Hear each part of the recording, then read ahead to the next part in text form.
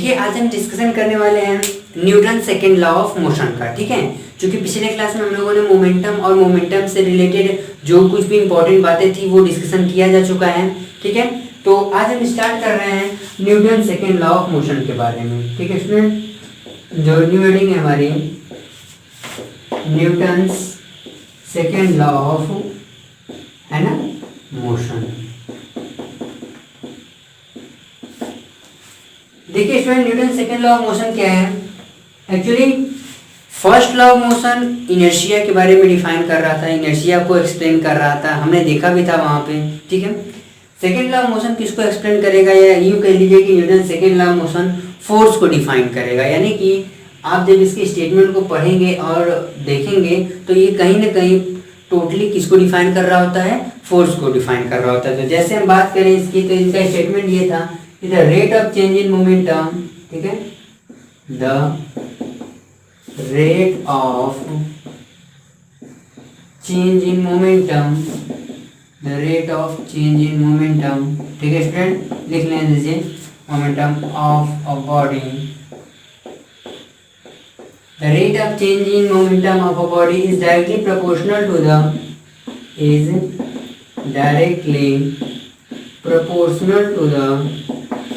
okay student, directly proportional to the applied unbalanced force, applied unbalanced force, applied unbalanced force है ना।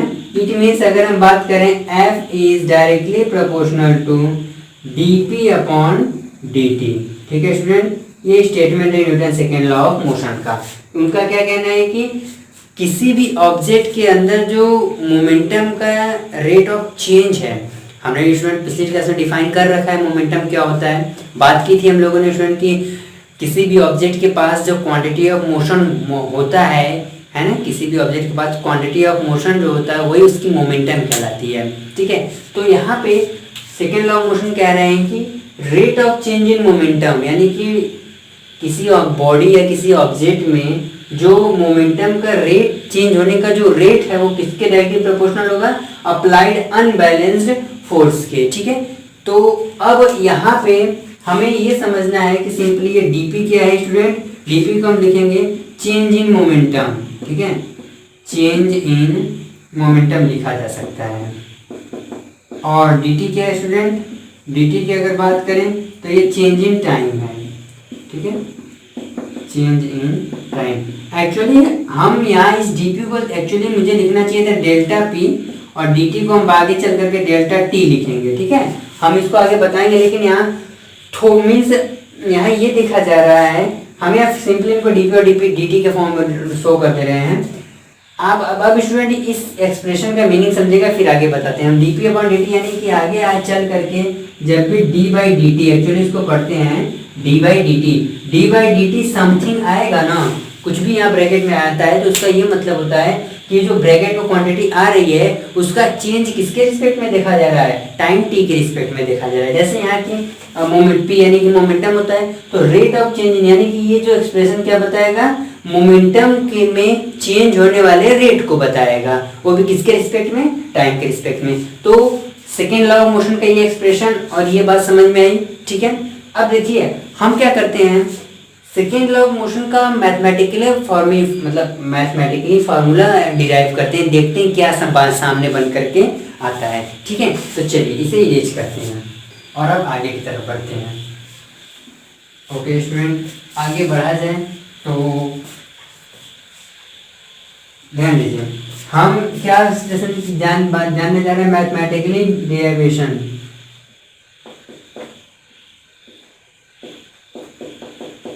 Mathematical expression है ना, mathematical expression of Newton second law of motion, of Newton's. ठीक है student, second law of motion.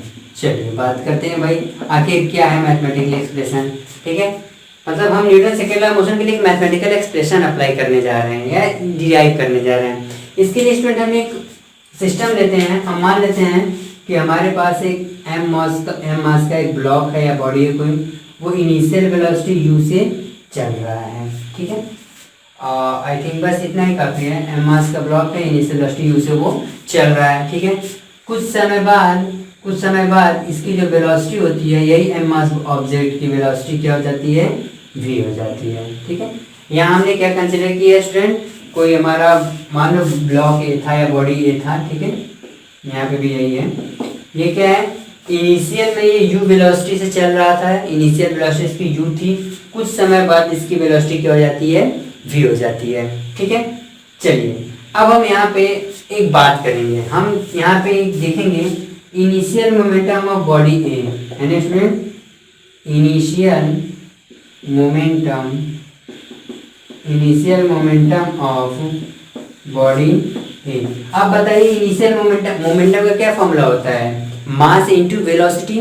तो यहाँ पे मास कितना है, m इंटू यू, कह सकते हैं इनिशियल मोमेंटम ऑफ बॉडी है, कोई बात नहीं। अच्छा, फाइनल मोमेंटम क्या ले सकते हैं बॉडी का, फाइनल मोमेंटम मान लेते हैं हमारे student t is equal to 0 पर था, ये समय कुछ नहीं, तो t इज इक्वल टू 0 पर हमने देखा लिए टाइम यहाँ पे क्या है, t is equal to t second something है, टाइम को भी यहाँ मेंशन करना जरूरी है, सो हमने कर दिया। तो फाइनल मोमेंटम, ठीक है, final momentum of body A क्या आ जाएगा स्टूडेंट, m इंटू वी आ जाएगा। ओके, अच्छा चेंज इन, अब यहाँ से आप निकाल सकते हैं चेंज इन मोमेंटम, तब क्या होगा, है ना, चेंज इन मोमेंटम देखा जाए तो चेंज इन मोमेंटम क्या आ जाएगा, फाइनल माइनस इनिशियल, यानी कि m into v minus m into you.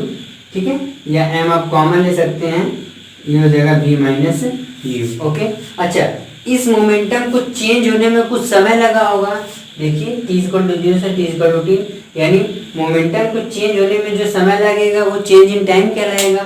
तो आप देख रहे हैं चेंज इन टाइम क्या होगा, t माइनस 0, वो भी फाइनल माइनस इनिशियल किया जाएगा स्टूडेंट। यहाँ पे हम लिख सकते हैं चेंज इन टाइम, कितना हो जाएगा, t माइनस 0, यानी कि यू कह सकते हैं t सेकेंड। चलिए चेंज इन मोमेंटम हमें दिखा, चेंज इन टाइम दिख गया। ओके, अच्छा अब एक बात बताइए, यहाँ से हम जानते हैं, वी नो दैट, या अभी हमने पढ़ा है Newton second law of motion का एक्सप्रेशन क्या कहता है कि किसी भी ऑब्जेक्ट पे जो अप्लाइड अनबैलेंस फोर्स होता है वो किसके डायरेक्टली प्रोपोर्शनल होता है, rate of change of momentum के, यानी डायरेक्टली प्रोपोर्शनल होता है rate of change of momentum, है ना, rate of change of momentum. ये तो भाई अभी हमने Newton second law of motion का एक्सप्रेशन वो स्टेटमेंट देखा। तो यहाँ से बताइए एफ डायरेक्टली प्रोपोर्शनल, चेंज कितना आया है इसमें, है ना। अगर आप यहाँ पे चेंज देखना चाहेंगे, चेंज इन मोमेंटम देखना चाहेंगे, rate of change in momentum देखना चाहेंगे, क्या चेंज इन मोमेंटम तो दिख गया, अब rate of change in momentum यहाँ से देखेंगे स्टूडेंट, मैं एक्सप्लेन कर दे रहा हूँ। Rate of change in momentum, rate of change in momentum क्या आ जाएगा, m into v minus u divided by t, इतने का चेंज देखने को मिलेगा। तो हम यहाँ पे लिख सकते हैं m into v minus u divided by t. Okay student, इसे इक्वेशन नंबर 1 मान लिया जाए। अच्छा, फर्स्ट इक्वेशन ऑफ मोशन अभी हम देखें न्यूटन फर्स्ट, हाँ पहले चैप्टर में जब हम पढ़ रहे थे मोशन वाला, तो वहाँ पे देखा था फर्स्ट इक्वेशन ऑफ मोशन क्या था, v इज इक्वल टू, हम जानते हैं स्टूडेंट, वी नो दैट, क्या जानते हैं, v is equal to u plus a t जानते हैं। यहाँ से हम इसके लिए एक एक्सप्रेशन निकालेंगे, यहाँ से अगर हम देखेंगे तो हमें मिल जाएगा v माइनस यू अपॉन में t इज इक्वल टू क्या मिलेगा स्टूडेंट, a। इस a की वैल्यू हम इस इक्वेशन फर्स्ट में पुट करने जाते हैं, देखिए a इज इक्वल टू, या इधर ले जाओगे तो v minus you by T होगा, तो f डायरेक्टली प्रोपोर्शनल हो जाएगा m इंटू ए के, है ना। या यहाँ से एक एक्सप्रेशन आप निकालेंगे, f is equal to k into m a, है कि नहीं, k इंटू एम ए। के हमारा प्रोपोर्शनलिटी कांस्टेंट है, हमें पता है कि भाई जब भी हम प्रोपोर्शनलिटी साइन को हटाते हैं तो हमारे सामने कांस्टेंट आता है, वो k है। अगर इफ, है ना स्टूडेंट, इफ k की वैल्यू हम क्या ले लें, 1 ले लें, ओके, देन f की वैल्यू क्या मिलेगी यहाँ से आपको, m इंटू ए। ये आपका Newton second law of motion का मैथमेटिकल एक्सप्रेशन है, समझ में आया। इसी को हम वेक्टर फॉर्म में भी आगे चल करके लिखेंगे, फिलहाल ये पूरा प्रोसेस समझिए क्या था कि हमने Newton second law of motion का एक्सप्रेशन स्टेटमेंट देखा, उस स्टेटमेंट के बेस पे हमने क्या किया, उस उन्हीं के स्टेटमेंट के लिए एक मैथमेटिकल फार्मूला हम लोग सोचे कि डिराइव किया जाए। तो डिराइव किया तो हमारे पास एम में मिला। इसके लिए हमने क्या किया कि एक एम मास के ब्लॉक को पहले कंसीडर किया कि एक एम मास का ब्लॉक है और t = 0 पर उसकी इनिशियल वेलोसिटी u है, और कुछ समय बाद जब हमने उसकी वेलोसिटी को ऑब्जर्व किया तो वो v थी। तो चूंकि v इसलिए बोल रहे हैं क्योंकि इसकी फाइनल वेलोसिटी कंसीडर की जा रही है। फिर क्या किया हमने, भाई इस केस में इनिशियल मोमेंटम निकालेंगे तो मास इंटू वेलोसिटी यानी mu होगा, फाइनल मोमेंटम निकालेंगे once again mass into velocity जो कि mv होगा।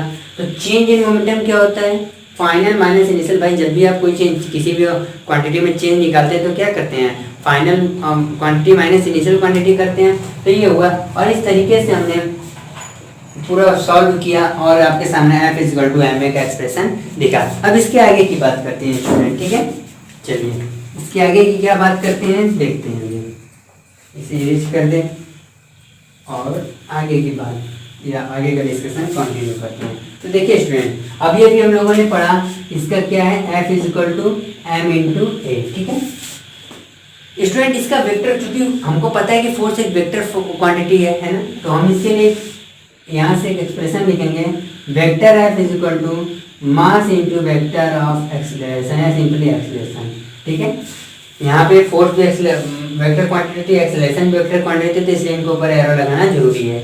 इस एक्सप्रेशन से स्टूडेंट क्लियर हो रहा है from above expression, from above it is clear that, है ना, इट इज क्लियर दैट, क्या क्या क्लियर है कि जो फोर्स होता है किसी ऑब्जेक्ट में, जो फोर्स अप्लाइड होता है वो मास के डायरेक्टली प्रोपोर्शनल होता है और एक्सेलरेशन के भी डायरेक्टली प्रोपोर्शनल होता है। तो यहाँ पे लिख सकते हैं, फर्स्ट पॉइंट लिखा जाता है फोर्स या F is directly proportional to m, और सेकेंड पॉइंट लिखा जा सकता है student F is also directly proportional to a।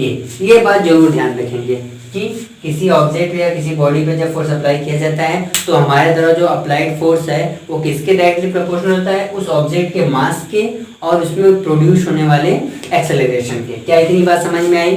ठीक है, अगर इतनी बात समझ में आई स्टूडेंट तो हम जरा यूनिट ऑफ फोर्स की बात कर लेते हैं। किसकी बात कर लेते हैं स्टूडेंट? यूनिट ऑफ फोर्स की। देखिए क्या है यूनिट ऑफ फोर्स, चूंकि फोर्स का फॉर्मूला आपके पास m × a है तो यहीं से इसका यूनिट भी आ जाएगा। क्या आ जाएगा?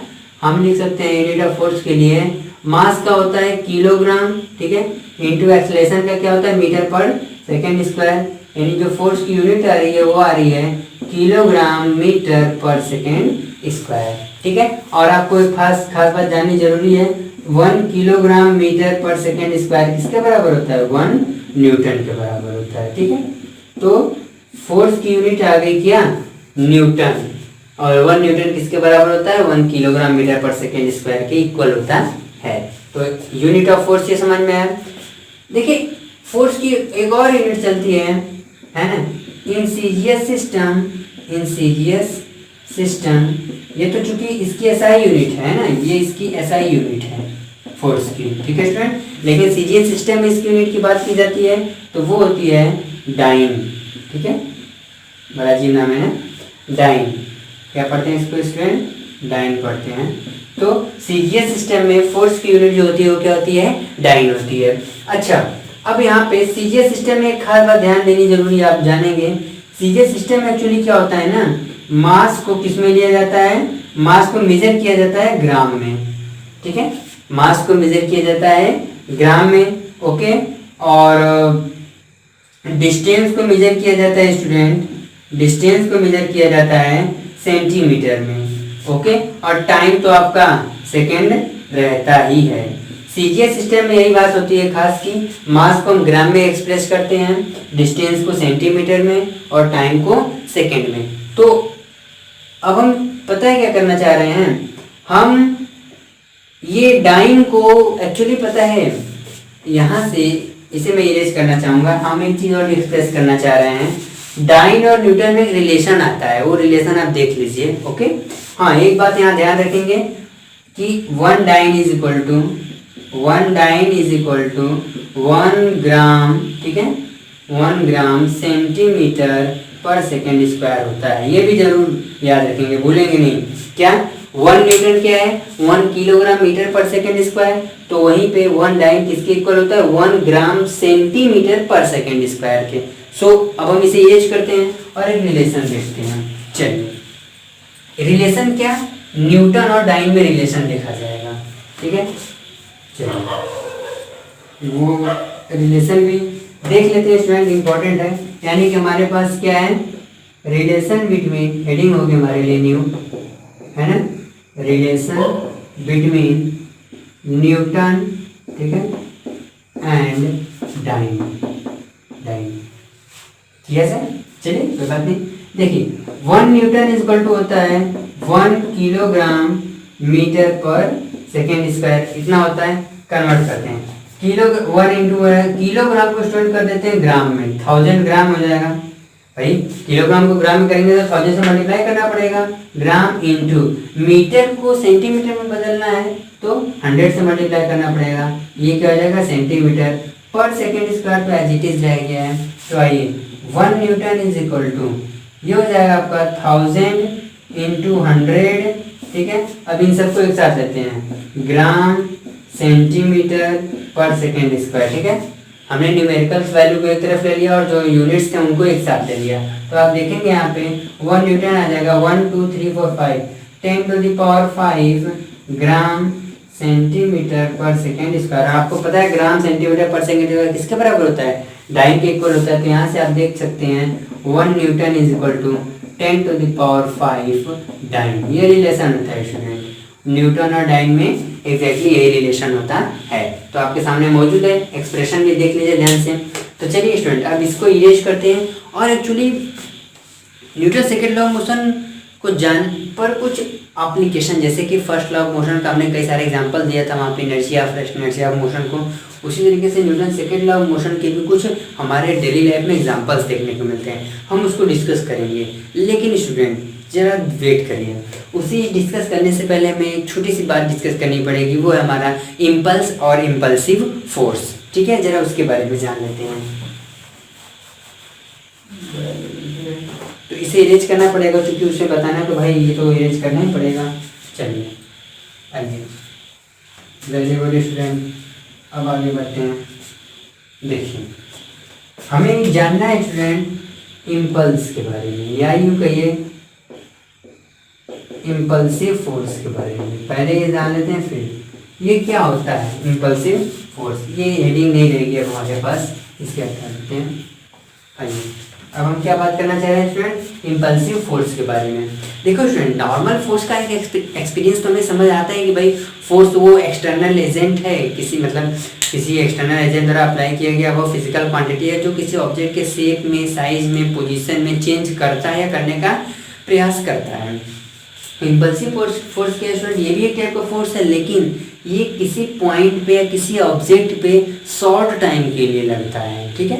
यानी किसी पॉइंट या किसी ऑब्जेक्ट पे जब हम शॉर्ट टाइम के लिए फोर्स अप्लाई करते हैं तो वो हमारा फोर्स क्या कहलाने लगता है, इम्पल्सिव फोर्स कहलाने लगता है। फॉर सबसे बेटर एग्जांपल, जैसे इस पेन को इस तरीके से मैं अपनी अंगुलियों से इसको ऐसे क्या कर रहा हूँ, जर्क दे रहा हूँ। एक्चुअली यहाँ पे मैं मेरे द्वारा ये जो फोर्स दिया जा रहा है इस फोर्स को एक अलग नाम भी देते हैं, इम्पल्सिव फोर्स के साथ साथ हम इसको जर्क भी नाम देते हैं, जर्क यानी कि झटका। तो जब कोई फोर्स किसी ऑब्जेक्ट पे थोड़े समय के लिए अप्लाई होता है, शॉर्ट टाइम के लिए अप्लाई होता है, तो उस फोर्स को स्टूडेंट एक नाम दिया जाता है। क्या नाम दिया जाता है, इम्पल्सिव फोर्स। तो यहाँ से अगर आप डिफाइन करेंगे इसको तो डिफिनेशन में ये बनेगी कि व्हेन अ फोर्स, ठीक है student, when a force acts on a body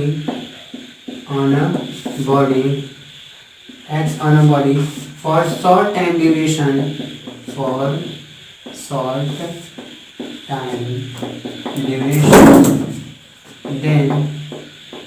then it is called, वो फोर्स क्या कहलाता है, then it is called impulsive force। क्या स्टूडेंट बोलते हैं उसको, इम्पल्सिव, है ना, इम्पल्सिव फोर्स बोलते हैं, ठीक है। और इस इम्पल्सिव फोर्स समझ में आ गया। और इसके लिए एक फॉर्मूला छोटा सा होता है student, impulse is equal to होता है, impulse is equal to force into time. जितने समय के लिए फोर्स लगाता है वो और जितना अमाउंट ऑफ फोर्स लगता है वो, उनका जो प्रोडक्ट होगा, जो मल्टीप्लिकेशन होगा स्टूडेंट, वो क्या देगा? इम्पल्स। वो क्या देगा? उस फोर्स के पे अप्लाइड होने वाले इम्पल्स के बारे में बताएगा। तो क्या आप इम्पल्स समझ गए? ठीक है। तो अब हम Newton second law of motions पे बेस्ड जो कुछ डेली लाइफ में एप्लीकेशंस है, प्रैक्टिकल एप्लीकेशंस है, वो जरा देखते हैं। ठीक है, वो बहुत इंपॉर्टेंट है स्टूडेंट हम लोग के लिए, हम डेली लाइफ में ऐसा देखते भी हैं, वहीं पे हम इम्पल्स से भी जोड़ करके उसका आंसर देंगे। ठीक है, तो चलिए उन एग्जाम्पल्स क्या है, जरा उन एग्जाम्पल्स की तरफ भी नजर दौड़ाते हैं और उनको भी क्या करते हैं? देखते हैं। तो स्टूडेंट मैं क्या करूँगा, 4-5 एग्जाम्पल्स, ध्यान दीजिएगा, हम क्या करेंगे 4-5 जो भी एग्जाम्पल्स हैं उसके, खैर है तो कई काफ़ी सारे हैं जो हम यहाँ ले रहे हैं, सबको लिख रहे हैं और उनके सामने उनको एक्सप्लेन करेंगे। तो पहला, यानी कि जैसे हम बात करें, फर्स्ट होता है क्रिकेट प्लेयर्स। ठीक है, आप लोग भी जानते होंगे शायद, क्रिकेट प्लेयर्स या प्लेयर कह लीजिए, प्लेयर्स नहीं कहना, a cricket player blows his hand, blows his hands in backward direction, in backward ना बोलो, blows his hands while catching a ball, while catching, ठीक है स्टूडेंट, a ball। ठीक है, एक ही हो गया। दूसरा बहुत सारा मैं एग्जाम्पल लिख लेता हूँ फिर उसको एक्सप्लेन करता हूँ। दूसरा जैसे है our hand gets more hurt, our hand gets more hurt when we hit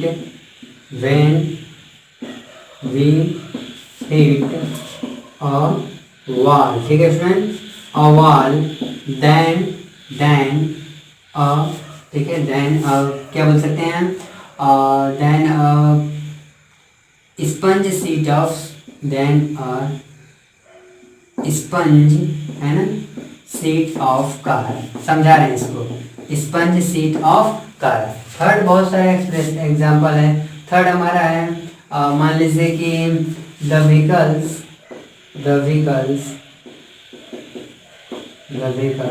like car, बस, ट्रक, ठीक है, एक्सेट्रा कर सकते हैं, प्रोवाइडेड विथ सॉकर्स,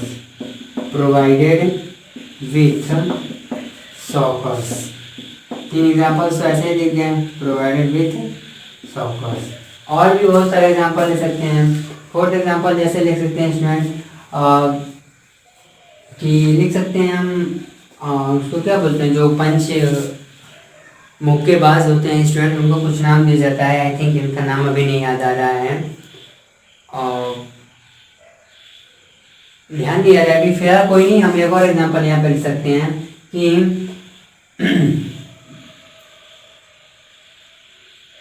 विकेट, ठीक है, या यूं कहीं ऐसे कि सम स्टोन्स, या ट्वाइस बोले सबसे बेटर है, sorry student, twice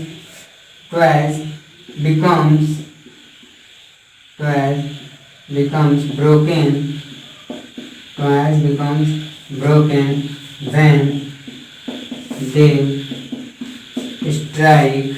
when they strike with hard surface than a what, than a कह सकते हैं वो गीले को, than a smooth, simple smooth नहीं खेलेंगे, हार्ड सरफेस पर बोलो। इन चार एग्जांपल को पहले समझते हैं फिर हम आगे बताते हैं। जैसे a cricket player blows his hands while catching a ball, जैसे कभी कभी होता है क्रिकेट के मैच में, जैसे आप देखते होंगे जब कैच बॉल, मतलब कोई प्लेयर क्या करता है, बॉल को कैच करता है ना, तो ऐसे कैच करने के दौरान अपने हाथ को पीछे की तरफ थोड़े समय के लिए ले जाता है, या फिर ऐसे कैच करने के दौरान थोड़ा नीचे ले आता है। तो ऐसा करने से यहाँ पे कुछ देखिए, यहाँ पे ऐसा करने से फ़ायदा ये होता है कि हम जानते हैं, देखिए सभी के एग्जाम्पल हम इन्हीं पे देंगे, क्या f is directly proportional to d p by d t से, ठीक है।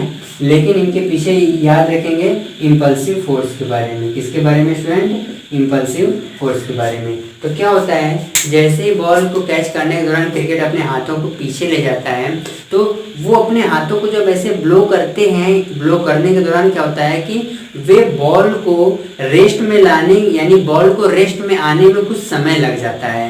यानी कि जब वो बॉल को कैच कर लेते हैं, तो कैच करने के बाद जब वे अपने हाथों को पीछे कर रहे होते हैं, तो पीछे करने के दौरान उस बॉल को रेस्ट में आने के लिए थोड़ा समय मिल जाता है। और थोड़ा समय मिलने का मतलब टाइम बढ़ गया, ठीक है। और टाइम बढ़ा तो फोर्स क्या हो जाएगा, घटेगा, क्योंकि इनवर्सली रिलेटेड है।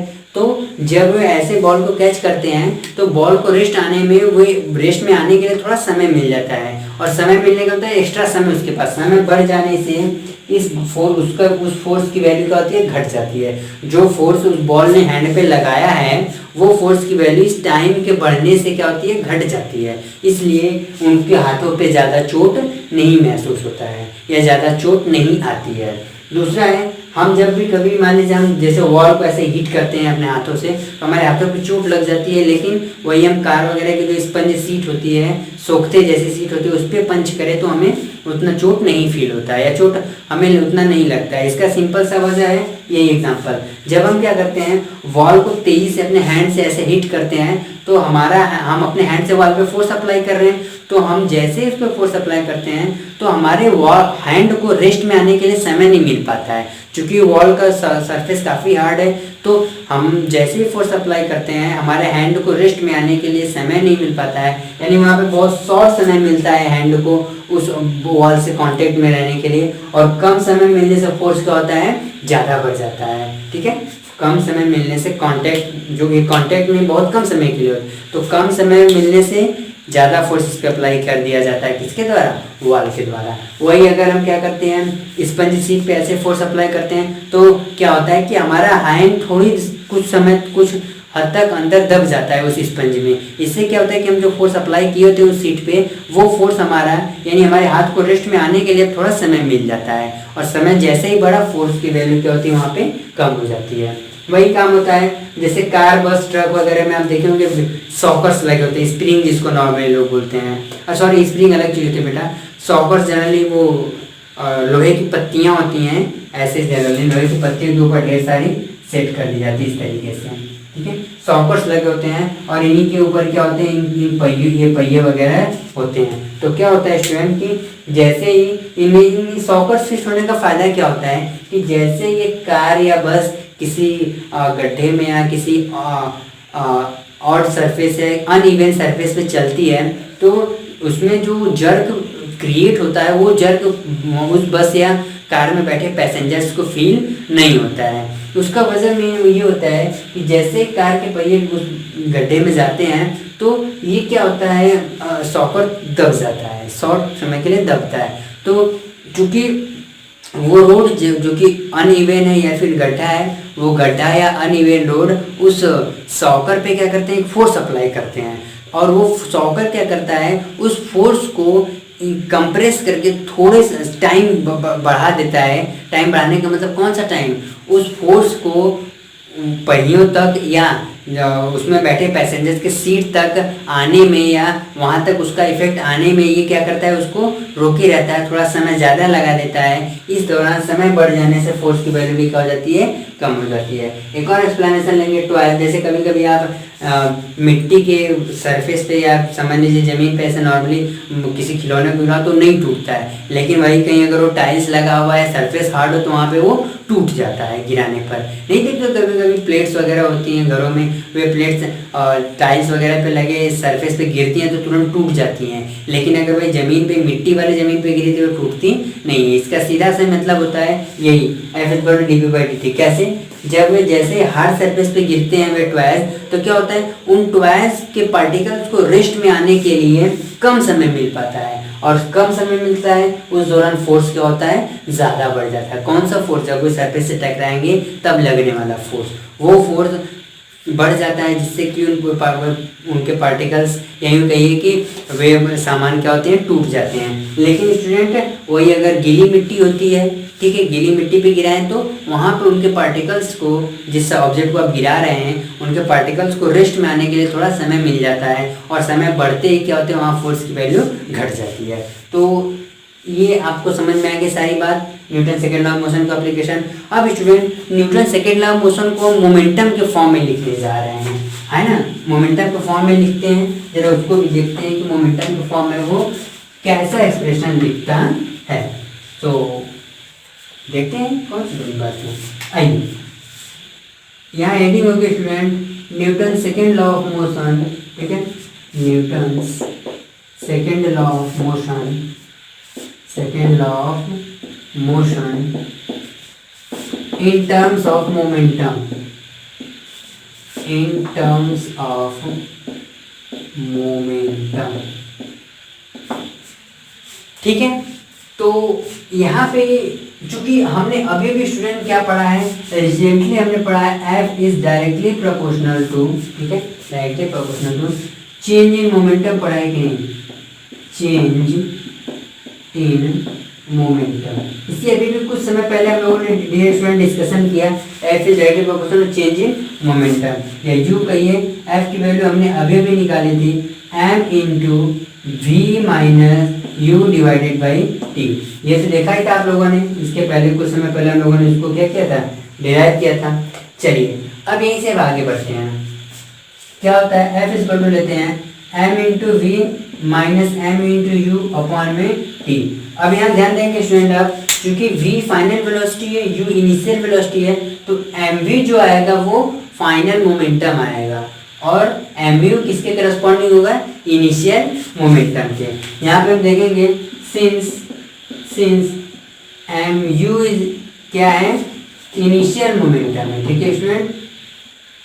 क्या है ये, इनिशियल मोमेंटम। अच्छा, इनिशियल मोमेंटम का मतलब पी आई नाम दे देते हैं, पी आई का मतलब इनिशियल मोमेंटम, और एम वी क्या है स्टूडेंट, फाइनल मोमेंटम। बोलिए क्या है, फाइनल मोमेंटम, कहने का मतलब पी एफ।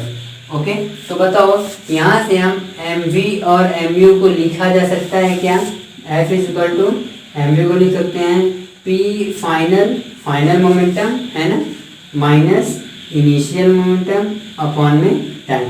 और आपको पता है जब भी हम दो क्वांटिटी में कोई वैल्यू होती है उसके फाइनल और इनिशियल का डिफरेंस लेते हैं स्टूडेंट, तो क्या आता है, चेंज आता है, दैट वैल्यू उस वैल्यू में चेंज आता है। तो P final minus P initial क्या देगा, चेंज इन मोमेंटम। तो यहाँ से आप वैल्यू निकालेंगे, एफ क्या आ जाएगा, चेंज इन मोमेंटम को डेल्टा पी से रिप्रेजेंट करते हैं अपॉन में डेल्टा टी। ये है आपका एक एक्सप्रेशन, किसमें, जो हम फोर्स अप्लाई करते हैं किसी ऑब्जेक्ट पे उसमें और उसके मोमेंटम में। ओके, तो आई थिंक आपको समझ में आ गया Newton second law of motion momentum के टर्म में कैसे लिखेंगे। इस पे भी देखिए न्यूमेरिकल्स बनते हैं, ध्यान दीजिएगा। इस जितने भी वैल्यू फॉर्मूले में यहाँ फॉर्मुलेट किए जा रहे हैं, दिखाए जा रहे हैं, सब पे न्यूमेरिकल्स का डिस्कशन होने वाला है, ठीक है। तो चलिए इसे भी इरेज करते हैं। ओके, तो आइए इसे इरेज कर दिया जाए। अब देखिए स्टूडेंट, अब हमारे पास क्या है कि हम डिस्कस करना चाहेंगे Newton's third law of motion, ठीक है। Newton third law of motion का भी डिस्कशन कर लिया जाए, उसके बाद मोमेंटम कंजर्वेशन भी देखते हैं। तो हमारा नेक्स्ट हेडिंग हुआ student Newton's third law of motion, ठीक है। Newton's third law of motion, आप लोग तो पहले से इसके बारे में जान रहे होते हैं कि नहीं, एक्शन एंड रिएक्शन वाला कॉन्सेप्ट, ठीक है। आज भी वही है, कोई नया नहीं मिलने वाला है। तो Newton third law of motion क्या है ना, दोनों लॉ से थोड़ा डिफरेंट। इस लॉ के अकॉर्डिंग हम ये कहेंगे कि जहाँ कहीं भी फोर्स अप्लाई होगा, ठीक है, किसी पॉइंट पे हमने फोर्स अप्लाई किया तो उस फोर्स हमने अप्लाई फोर्स किया तो हम बोलेंगे हमने एक्शन किया।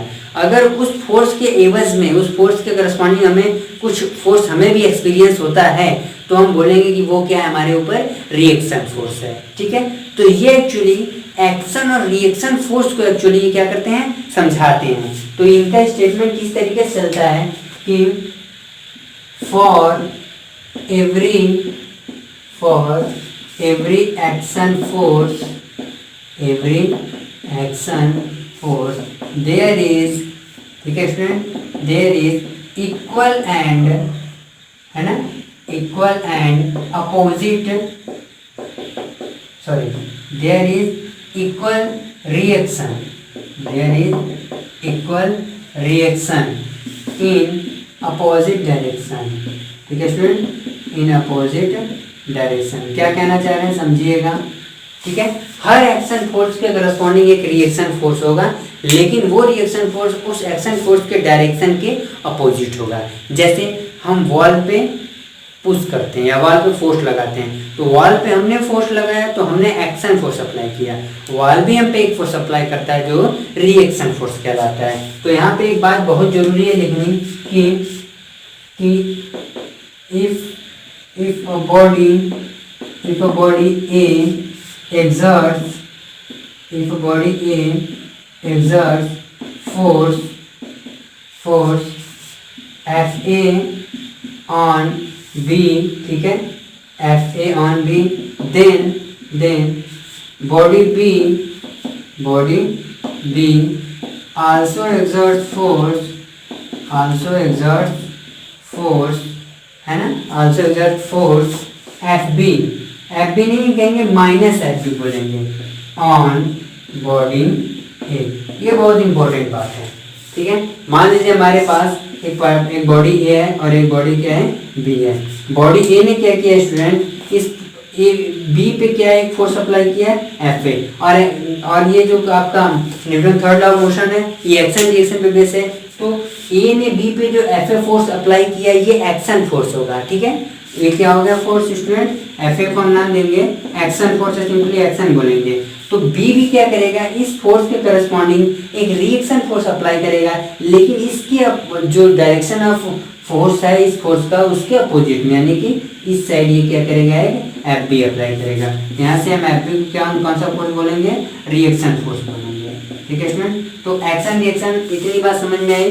चलिए, अच्छा इतनी बात समझ में आई तो एक और खास बात, इसे इरेज करें, नहीं इरेज नहीं करते हैं, साइड में बता देते हैं। यहाँ पे एक बात और ध्यान दीजिएगा स्टूडेंट, एक बात और ध्यान दीजिएगा, इसी में बात करते हैं, इसी डायग्राम को थोड़ा और क्लियर बता करके समझाते हैं कि मान लीजिए हमारा ये बॉडी ए था, ठीक है, इसने एफ ए फोर्स अप्लाई किया किस पे, बॉडी बी पे, तो बॉडी बी भी क्या करेगा, एफ बी फोर्स अप्लाई करेगा माइनस साइन के साथ, ऐसा है। ठीक है, अच्छा एक्शन रिएक्शन के कॉन्सेप्ट से क्या होना है, F A is equal to minus of F B होना है कि नहीं, बताइए भाई। दोनों फोर्स आपस में बराबर होंगे, क्योंकि ये माइनस साइन बस इतना बताता है कि ये जो रिएक्शन फोर्स बी ने जो रिएक्शन फोर्स अप्लाई किया है ए पे, उसका डायरेक्शन एक्शन फोर्स के डायरेक्शन के क्या है, अपोजिट है। माइनस साइन बस ये शो करेगा, लेकिन मैग्नीट्यूड में दोनों फोर्स क्या होंगे, इक्वल होंगे। चलिए ये एक्शन रिएक्शन याद रहेगा। और आपको पता है स्टूडेंट, अभी भी आपने पढ़ा है एफ इक्वल टू क्या है, एम ए। तो बताइए एफ ए निकालना तो क्या करेंगे, M A into A of A करेंगे, तो वही काम करने जा रहे हैं। M A into acceleration of body A is equal to minus times of M B, ठीक है, into acceleration of body B. क्या ये बात समझ में आई? फिर से अब आगे बढ़ते हैं, क्या करते हैं, इस एक्सेलरेशन को इधर ले जाते हैं और इसको क्या करते हैं, इधर ले आते हैं। तो एम ए अपॉन में M B is equal to acceleration of B upon में एक्सेलरेशन ऑफ ए। ये बात समझ में आई? अब देखिए मैं इसको ब्रैकेट में कर रहा हूँ, समझना पड़ेगा आपको। देखिए स्टूडेंट क्या है, यहाँ उन बॉडीज जो एक दूसरे पे फोर्स अप्लाई कर रहे थे, इनके मास का जो रेशियो है इनके एक्सेलरेशन के रेसिप्रोकल के रेशियो के बराबर है। देखिए यहाँ पे M A upon M B है, तो ये क्या है, ए बी अपॉन में ए ऑफ ए है। तो इससे कंक्लूजन ये निकला, पता है क्या कंक्लूजन निकला, कि mass of a body is, या यूं कहिए acceleration of a body is inversely proportional to the mass of the body. ये बहुत इंपॉर्टेंट बात याद रखना पड़ेगा। जिस ऑब्जेक्ट के पास एक्सेलरेशन ज़्यादा होगा उसका मास कम ही होता है कि नहीं? तो ये यूनिवर्सली रिलेटेड रहते हैं एक्सेलरेशन और मास ऑफ द बॉडी। क्या इतनी बात समझ में आ गई स्टूडेंट? चलिए इतनी बात समझ में आ गई तो हम इसको इरेज करते हैं और इस पर बेस्ड कुछ प्रैक्टिकल डेली लाइफ में Newton third law of motion में क्या क्या एग्जांपल्स हैं जरा वो भी नोट कर लेते हैं। तो इसे हमें इरेज करना पड़ेगा, तो मैं इरेज कर रहा हूँ इसको। चलिए अच्छा बढ़िया है, इरेज भी हो गया। अब इरेज हो गया तो डिस्कशन कर लेते हैं वो कौन कौन से एग्जांपल्स हैं Newton third law of motion पे बेस्ड। तो देखिए कौन कौन से एग्जांपल्स हैं। पहला सिंपल, क्या, वॉकिंग ऑफ अ पर्सन, लो सबसे basic example, walking of a person. चलिए भाई इसकी बात भी मान लेते हैं। सेकेंड किसकी बात कर लेते हैं, वी, या सिंपल लिख सकते हैं on firing a gun, on firing a gun, we gets a jerk। तीसरा क्या एग्जांपल ले सकते हैं, बहुत सारा ले सकते हैं यार। आपका ले सकते हैं हम रॉकेट, है ना, रॉकेट, या सिंपल मोशन ऑफ रॉकेट कह सकते हैं। मोशन नहीं बोलेंगे, सॉरी मोशन नहीं बोलेंगे, सिंपल बोलेंगे क्या, रॉकेट प्रोपोल्सन बोलते सही रहेगा, प्रोपोल्सन देख लीजिएगा स्पेलिंग। फोर्थ में आप लिख सकते हैं यहाँ पे कि सबसे सिंपल से एग्जांपल क्या, कि अ बॉल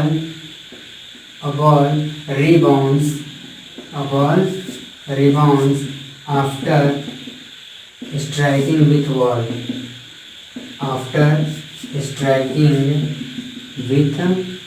ball, ठीक है। फिफ्थ में हम क्या लिख सकते हैं, और भी बहुत सारे एग्जांपल है, देख लीजिए ना। हम लिख सकते हैं कि a person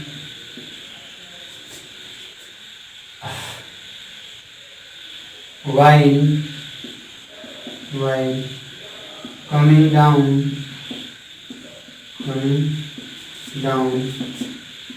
from a boat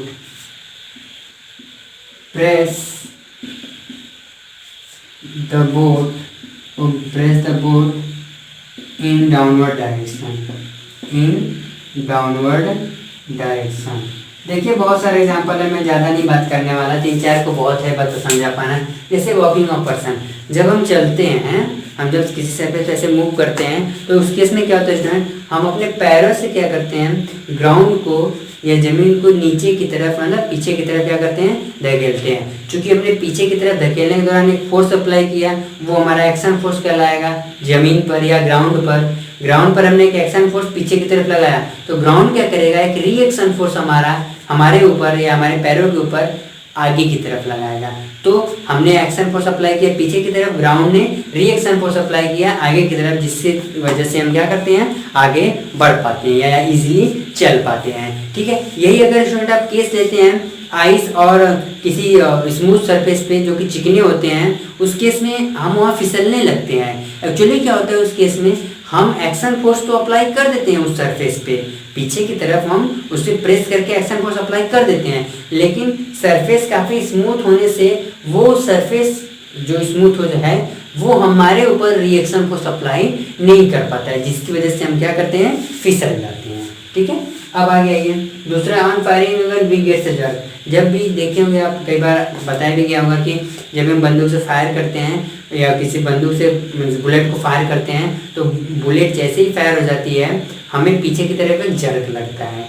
उसका मेन वजह ये होता है कि वो जो बंदूक है उसने बुलेट पे एक एक्शन फोर्स अप्लाई किया है, जिसकी वजह से वो बुलेट उस बंदूक से बाहर निकल के गई है, वो भी विथ हाई वेलोसिटी।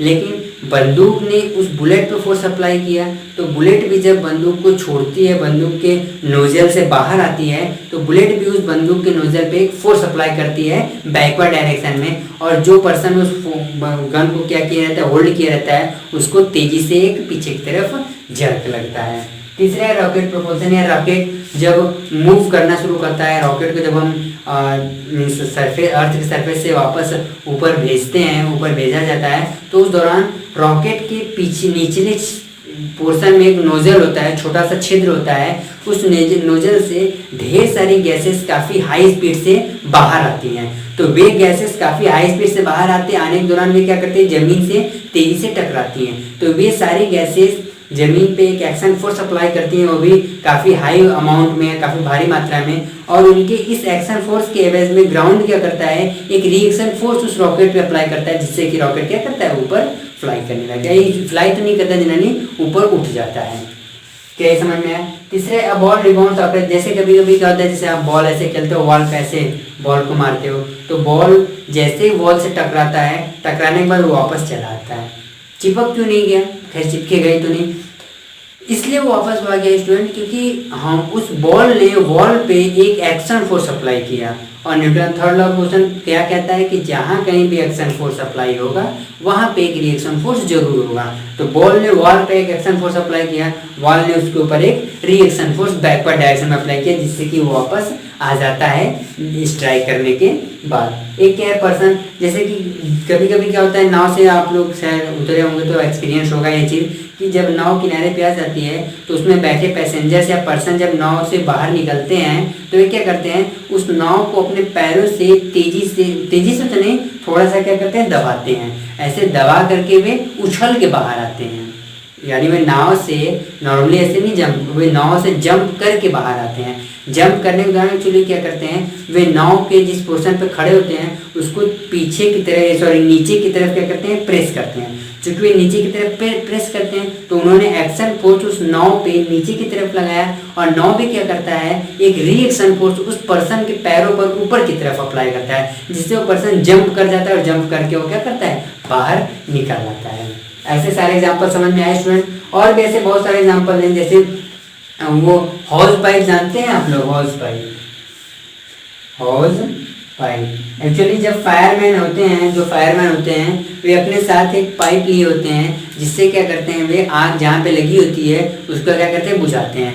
तो उस चूँकि उसमें से पानी काफ़ी हाई स्पीड में बाहर आ रहा होता है, तो उसको एक नाम दिया जाता है उस पाइप को, होज पाइप। तो फायरमैन को उस होज पाइप को जब ऑन कर दिया जाता है तो फायरमैन बड़ी मुश्किल से उसको बैलेंस कर पाते हैं। इसका मेन ये वजह होता है कि उस होज पाइप के नोजल से या उसके एक किनारे से जो वाटर है वो काफ़ी हाई स्पीड से बाहर आती है। चूँकि वाटर बहुत हाई स्पीड से बाहर आ रही है तो वे जब बाहर आती हैं तो वे उस हॉज पाइप पे एक फोर्स अप्लाई करती हैं पीछे की तरफ, बैकवर्ड डायरेक्शन में। इसीलिए जो फायरमैन होते हैं वे उस हॉज पाइप को प्रॉपरली अच्छे से, या प्रॉपरली कह सकते हैं, उनको पकड़ पाना मुश्किल होता है। पकड़ तो लेते ही, हैंडल तो कर ही लेते हैं, लेकिन वो थोड़ा मुश्किल होता है उनके लिए उसको कंट्रोल कर पाना, क्योंकि वहाँ से जो हाई स्पीड में वाटर निकल रही है बाहर की तरफ, वो वाटर पीछे उस पाइप पर, हॉज पाइप पर बैकवर्ड डायरेक्शन में फोर्स अप्लाई कर रही है। क्या इतनी बात समझ में आ गई स्टूडेंट? चलिए, इतनी बात समझ में आ गई तो अब हम डिस्कस करेंगे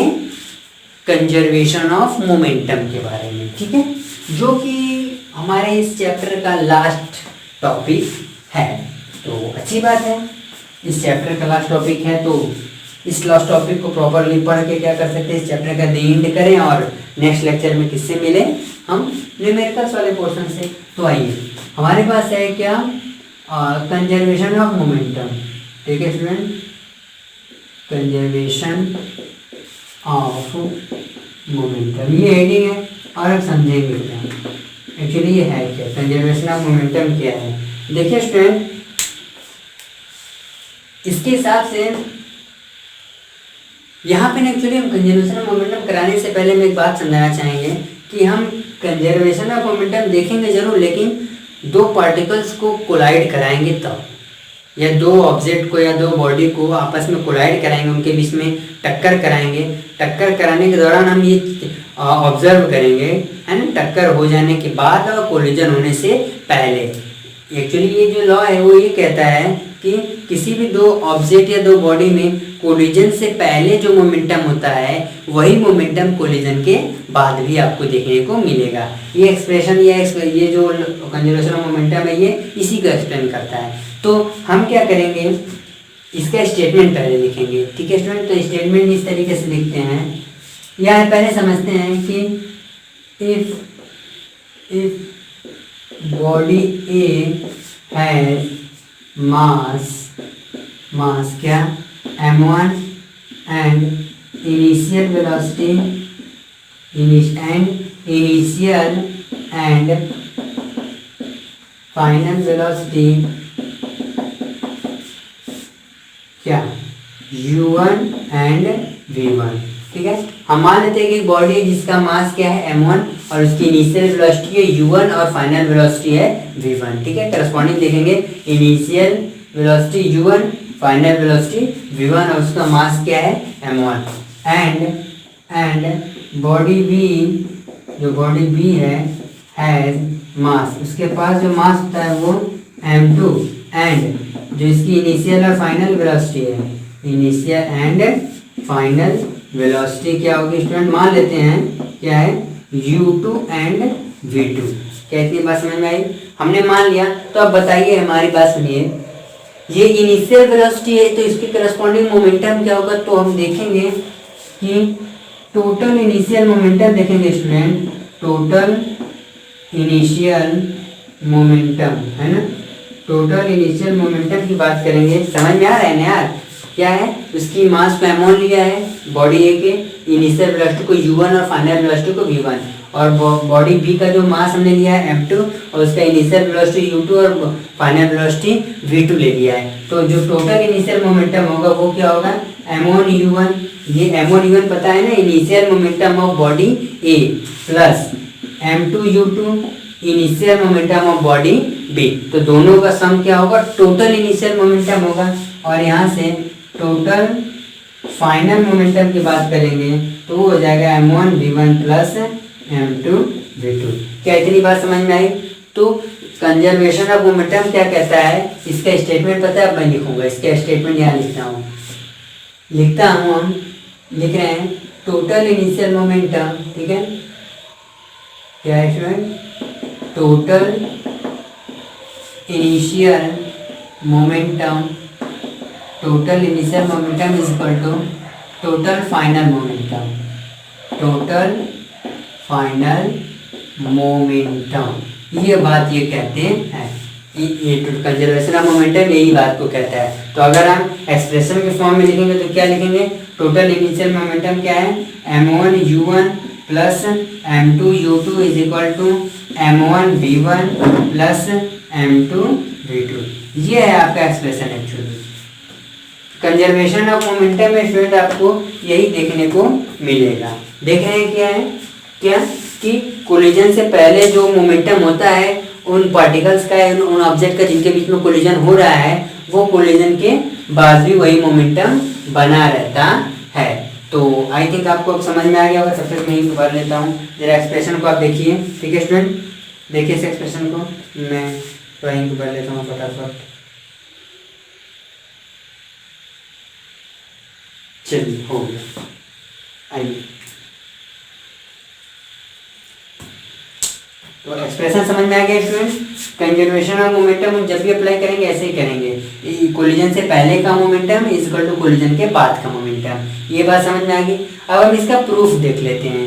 ये तो है आपके सामने, हमने लिख दिया, लेकिन हम इसका प्रूफ अब देखेंगे। तो चलिए प्रूफ भी देख लेते हैं क्या है। समझ रहे हैं आप क्या करना चाह रहे हैं स्टूडेंट? ये जो हमने एक्सप्रेशन आपके सामने बताया कि कंजर्वेशन ऑफ मोमेंटम क्या होता है, कोलिजन से बिफोर जो मोमेंटम होता है that is equal to momentum after the collision, ठीक है। तो हम इसको प्रूफ करके दिखाना चाह रहे हैं। चलिए इसे इमेज करते हैं, और इसका प्रूफ भी क्या करते हैं देख लेते हैं। चलिए प्रूफ देखते हैं क्या है। तो इसके प्रूफ की बात कर लें, आइए बात कर लेते हैं प्रूफ की। इसके प्रूफ का बात करने से पहले हम समझाना चाहेंगे, हम क्या कर रहे हैं, दो पार्टिकल्स ले रहे हैं, दो ऑब्जेक्ट ले लेते हैं, है ना। m1 मास का एक ऑब्जेक्ट हमारा A, ठीक है, जो कि इनिशियल वेलोसिटी से चल रहा है u1, और उसी के साथ साथ में चल रहा है, साथ साथ में नहीं आगे पीछे हैं, m2 मास का एक ऑब्जेक्ट है जिसकी इनिशियल वेलोसिटी u2, कौन सा ऑब्जेक्ट है ये B है, ठीक है। क्या होता है, कुछ समय बाद ऐसी सिचुएशन आती है कि इनके बीच में कोलिजन होता है, टक्कर होती है, और कोलिजन के बाद क्या होता है, ये जो m1 मास की वेलोसिटी होती है वो क्या हो जाती है v1, ठीक है, ब्लॉक ए की या बॉडी ए की, और जो m2 मास का यानी कि बॉडी बी है उसकी वेलोसिटी फाइनल हो जाती है v2। समझ में आ रही बात? ये जो सिचुएशन है बिफोर कोलिजन का है, बिफोर कोलिजन, ओके स्टूडेंट। और ये कौन सा सिचुएशन है, आफ्टर कोलिजन, आफ्टर कोलिजन की सिचुएशन है। दोनों सिचुएशन समझ में आ गया। अब हम प्रूफ करने के लिए हम क्या करेंगे, यहाँ देखेंगे initial momentum of body A, initial momentum ठीक है स्टूडेंट, ऑफ बॉडी ए क्या हो जाएगा, m1u1 होगा कि नहीं। उसी तरीके से initial momentum of body B क्या हो जाएगा स्टूडेंट, m2u2 होगा। इतनी बात समझ में आ गई। अच्छा फाइनल मोमेंटम देख लेते हैं, फाइनल मोमेंटम, ठीक है, final momentum of body A क्या हो जाएगा, m1v1 और final momentum of body B क्या हो जाएगा स्टूडेंट, m2v2। कितनी बात समझ में आई, इनिशियल मोमेंटम बॉडी ए और बी का और फाइनल मोमेंटम बॉडी ए और बी का। चलिए ये दोनों चीज समझ में आ गई। तो अब एक क्या करते हैं हम स्टूडेंट, हम पहले अब क्या करेंगे, बॉडी ए में rate of change of momentum देखेंगे, फिर बॉडी बी में rate of change of momentum देखेंगे, फिर इन दोनों पे अप्लाई और ये जो दोनों एक दूसरे पे फोर्स अप्लाई कर रहे हैं इसको कंपेयर कर देंगे। ठीक है, तो चलिए यहाँ पे हम देखेंगे rate of change of momentum, rate of change of momentum, ठीक है, rate of change of momentum in body A. Body A के लिए जो rate of change of momentum student क्या होगा, final momentum minus initial momentum upon में total time taken या change in time. तो फाइनल मोमेंटम बॉडी ए का क्या है, m1v1 माइनस इनिशियल मोमेंटम है आपका स्टूडेंट m1u1, सॉरी u2 नहीं होगा, u1 अपॉन में t माइनस 0 या u कहिए, m1v1 माइनस m1u1 अपॉन में t। ये change of momentum body A में है। और Newton second law of motion student क्या कहता है कि applied unbalance force is directly proportional to the what, change in momentum या rate of change in momentum. तो इस पे जो फोर्स का एक्सप्रेशन लिखेंगे according to second law of motion लिख सकते हैं अकॉर्डिंग, ठीक है, according to second law of motion, second law of motion जो कि अभी भी कुछ देर पहले हमने वो डिस्कशन किया था। क्या हो जाएगा, फोर्स ऑन बॉडी ए क्या होगा स्टूडेंट, एफ ए लिख सकते हैं, क्या होगा m1v1 माइनस m1u1 अपॉन में t। इसे इक्वेशन 1 बोल दें, ठीक है, इसे ध्यान रखिएगा। अब मैं उसको इरेज कर रहा हूँ साइड वाला, क्योंकि मुझे एक्सप्रेशन समझाना पड़ेगा तो मुझे इसे इरेज करना पड़ेगा। ये नहीं इरेज करेंगे तो ऐसे ही रहने वाला है, ठीक है। चलिए ये तो हो गया बॉडी एक, भाई बॉडी ए में चेंज इन मोमेंटम का रेट हमने देखा और उसको सेकेंड लॉ ऑफ मोशन से कंपेयर मतलब रिलेट किया तो ये एक्सप्रेशन आया। अब यहाँ पे क्या करेंगे स्टूडेंट, इसके भी यहाँ पे लिखेंगे rate of change in of momentum, rate of change of momentum, momentum in body B. Body B में स्टूडेंट क्या हो जाएगा, rate of change of momentum m2v2 minus m2u2 upon में t होगा, ठीक है। अब फिर Newton second law of motion apply करेंगे, क्योंकि इनके बीच में कोलिजन हुआ है, यहाँ पे कोलिजन हुआ है। एक्चुअली बीच में एक सीन आएगा, बीच में एक और साइड डायग्राम बनाना चाहिए था, जो मैं ऐसे समझा देता हूँ, ये वाला डायग्राम।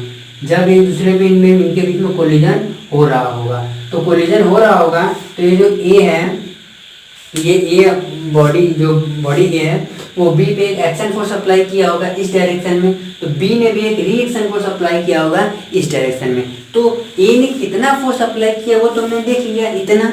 अब बी क्या करेगा, इतना ही अमाउंट का फोर्स ए पे अप्लाई करेगा, लेकिन अपोजिट डायरेक्शन में। और अपोजिट डायरेक्शन के लिए स्टूडेंट हम नेगेटिव साइन का यूज करते हैं। तो according to Newton second law of motion F B जो होगा स्टूडेंट वो क्या होगा, माइनस ऑफ m2, ठीक है, m2v2 माइनस m2u2 अपॉन में t। ये इक्वेशन 2 समझ में आया आपको कैसे मैंने यहाँ पे फॉर्म किया। अब इक्वेशन 1 और इक्वेशन 2 को स्टूडेंट क्या करेंगे, हम कंपेयर करेंगे, यानी उनको इक्वल करेंगे। क्योंकि भाई ये फोर्स ए ने अप्लाई किया है बी पे और ये फोर्स बी, ये बॉडी बी ने अप्लाई किया है फोर्स सॉरी ऑब्जेक्ट ए पे, लेकिन ये दोनों फोर्स क्या है, एक्शन रिएक्शन फोर्स है। और एक्शन रिएक्शन फोर्स हमेशा एक दूसरे के क्या होते हैं, इक्वल होते हैं। तो हम इस फोर्स और इस फोर्स को इक्वल करने जा रहे हैं। तो इक्वल करने के लिए तो मुझे स्पेस चाहिए होगा, मैं इसे इरेज करूँगा, इसे भी इरेज करूँगा, ये भी इरेज किया, ठीक है। चलिए अब क्या करते हैं, इक्वेशन और इक्वेशन 2 से देखिए क्या करते हैं। देखिए m1u1 sorry m1v1 minus m1u1 upon में t is equal to minus times of m2v2 minus m2u2 whole divided by t। ये हो गया। अब ये जरा इरेज कर ले नीचे वाला। चलिए आइए अब इसको सॉल्व करने की बस बात आती है। t कैंसिल हो गया स्टूडेंट। यहाँ से क्या हो जाएगा, ये है यहाँ से शुरू किया था, अब नेक्स्ट स्टेप यहाँ पे है m1v1 minus m1u1 is equal to minus का मल्टीप्लिकेशन करेंगे हो जाएगा माइनस ऑफ m2v2, ये माइनस माइनस प्लस हो जाएगा m2u2। ठीक है। अब क्या करते हैं स्टूडेंट, इस u1 को इस तरफ लाते हैं और इस v2 को इस तरफ ले जाते हैं। ठीक है। चलिए हो जाएगा आपका m1v1 plus m2v2 is equal to m1u1 plus m2u2। आपको समझ में आ रहा होगा स्टूडेंट, दिख रहा है एग्जैक्टली क्लियर साफ समझ में आ रहा है। Initial momentum before collision is equal to final momentum after collision. हमने इसको प्रूव भी करके दिखा दिया। जो हमने इसके पहले हेडिंग डाली थी कंजर्वेशन ऑफ मोमेंटम, जहाँ पे मैंने इस एक्सप्रेशन को डायरेक्टली आपके सामने लिखा था, उसको हमने आज प्रूव भी कर दिया। समझ में आ गया स्टूडेंट। तो चलिए ये समझ में आ गया, तो अब इसको स्टूडेंट इरेज करते हैं और इस पर कुछ बेस्ड एग्जाम्पल देख लेते हैं, क्या क्या वो एग्जाम्पल्स हैं। चलिए इरेज किया जाए। ओके आइए, इस पे सबसे बेस्ट एग्जांपल स्टूडेंट शो की बताते हैं लोग, रिक्वायरिंग ऑफ गन। क्या बोलते हैं एग्जांपल सबसे ज़्यादा सेट किए जाते हैं, रिक्वायरिंग ऑफ गन। ये क्या होता है एक्चुअली? रिक्वायरिंग ऑफ गन का मतलब वही, जब हम गन से बुलेट को शूट करते हैं या फायर करते हैं तो वो जो उसमें से बुलेट निकलती है, वे गन को जितना मोमेंटम गन उस बुलेट पे, एक्चुअली जितना मोमेंटम गन के पास होता है, फायरिंग के बाद वो गन अपनी सारी मोमेंटम किसको ट्रांसफर कर देती है, बुलेट को ट्रांसफर कर देती है। यहाँ पे इनिशियल मोमेंटम फाइनल मोमेंटम के इक्वल हुआ। इसको भी जरा समझ लेते हैं। रिक्वायरिंग ऑफ गन में स्टूडेंट आपको हम समझाना चाहेंगे पहले रिक्वायर वेलोसिटी। क्या समझाना चाहेंगे? Require velocity. और ये रिक्वायर वेलोसिटी किसके लिए होती है स्टूडेंट? गन के लिए होती है। किसके लिए? गन के लिए। बुलेट तो अपने जिस वेलोसिटी से जाना हो तो वो निकल चुकी है, लेकिन वो जाने के बाद क्या करती है, गन को पीछे की तरफ धक्का देती है। ठीक है, एक फोर्स लगाती है, तो गन के पास भी कुछ वेलोसिटी आती है। वही वेलोसिटी क्या कहलाती है? गन की रिक्वायर वेलोसिटी कहलाती है। इसको डिफाइन ऐसे करेंगे कि the velocity gain by gun after firing. यानी गन से जब हम बुलेट को फायर कर देते हैं तो फायरिंग के बाद जो वेलोसिटी गन के पास आती है उसी को क्या नाम दिया जाता है? रिक्वायर वेलोसिटी नाम दिया जाता है। ठीक है। तो अब हम क्या करते हैं स्टूडेंट, एक एग्जांपल देते हैं। जिसे मान लीजिए हमारा गन है इस तरीके का, है ना। मान लो कोई भी बना लिया छोटा सा। इन जनरल कैसे गन बनाते हो तुम लोग? ऐसे बनाते होगे भाई, मुझे तो ऐसे बनाने आ रहा है, मैं ऐसे बना दे रहा हूँ। पट्टे वाला गन है, ये इसका ट्रिगर है। ठीक है। गन से क्या है, ये बुलेट क्या हुई है? फायर हो चुकी है। ओके स्टूडेंट, गन से बुलेट क्या हो चुकी है? फायर हो चुकी है। तो जब हम गन से बुलेट को फायर करते हैं तो फायर करने के पहले मोमेंटम देखेंगे दोनों का, और फायरिंग के बाद देखेंगे दोनों का मोमेंटम क्या होगा? इक्वल आएगा। और यहीं से हम एक्चुअली पता है, हम इसी कॉन्सेप्ट से यानी कि कंजर्वेशन ऑफ मोमेंटम यहाँ अप्लाई करके, इस सिचुएशन पे हम कंजर्वेशन ऑफ मोमेंटम अप्लाई करके हम इस गन की रिक्वायर वेलोसिटी फाइंड करना चाहते हैं। ठीक है। तो देखिए इसके लिए हम क्या करेंगे, लेट है ना, इसे इरेज करते हैं हम। लेट द मास ऑफ, है ना, let the mass of gun, क्या ले लें स्टूडेंट? गन नहीं है, मास ऑफ गन क्या ले लें? mg ले लें, है ना। मास of gun and mass of bullet is mb। ठीक। And velocity of gun after firing क्या ले लेते हैं स्टूडेंट? vg ले लें, velocity of gun. Velocity of bullet क्या ले लें स्टूडेंट, वेलोसिटी ऑफ बुलेट यहाँ पे क्या ले लें भाई, फायर के बाद की बात कर रहे हैं ना भाई। अब जब तक आप फायर नहीं करोगे तब तक बुलेट बाहर आएगी नहीं, मीन्स उसके पास कोई वेलोसिटी होगी नहीं। तो हम जो भी वेलोसिटी बात कर रहे हैं, चाहे गन की बात कर रहे हैं चाहे बुलेट की बात कर रहे हैं, वे हम आफ्टर फायरिंग की बात कर रहे हैं। तो वेलोसिटी ऑफ बुलेट क्या ले लें स्टूडेंट, वी भी ले लें।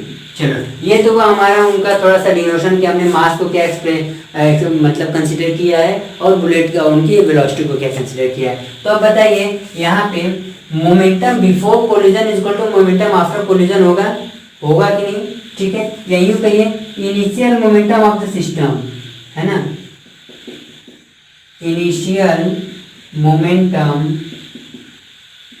मोमेंटम क्या होगा, जीरो होगा कि नहीं इन दोनों का, क्योंकि शुरुआत में दोनों रेस्ट में किसी तरह का वेलोसिटी नहीं आया है तो उनका इनिशियल मोमेंटम जीरो।